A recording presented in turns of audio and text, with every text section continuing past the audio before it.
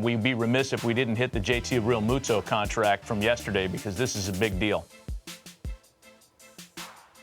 It sure is, Matt. And it's 5 years, 115.5. And you might say, what's the significance of that 0.5?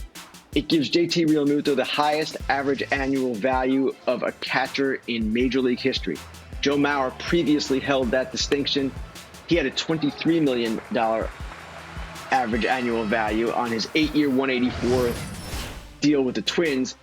Realmuto now gets to $23.1 million on the AAV, and that gives him the record. It's also the biggest free agent catching contract by quite a bit. Brian McCann was the last guy prominent to hit the market. That was many years ago. He got $85 million. So this is a big deal for Realmuto. Once Jason Stark reported a few weeks back that the Phillies had made him a 5-year offer in excess of $100 million, it seemed to me that this was going to go one way. And this was the team that wanted Realmuto back badly. We've heard Bryce Harper talk about that. We've heard other Phillies as well. And once the Mets went for James McCann, it didn't seem like there was really anywhere else to go. I'm sure other teams poked around and had interest, but Realmuto is probably where he belongs here. And again, that $0.5 million that got him the highest AAV for a catcher in Major League history. Hey, Ken, so even at 115, and you look at DJ LeMahieu at 90, coming into the winter, were those numbers projected to be higher? Are we finally falling into where these guys really normally should be? And has it reset in the market in a sense?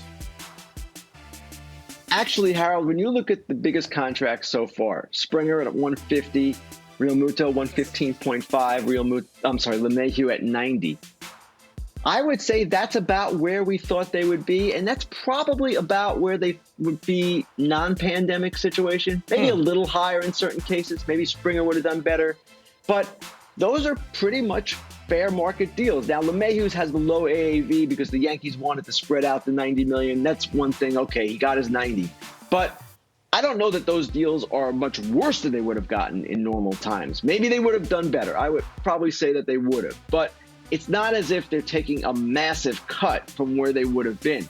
It's the players at the other end of the scale, the lesser free agents, that might have a problem. But even then, most of the contracts so far have been what most people would say reasonable. Not all, some were below. I would say Brad Hand, I probably thought he would do better, even though the Indians declined his $10 million option. He got 10.5 on a 1 year, but in a normal circumstance, no pandemic, I think he does better.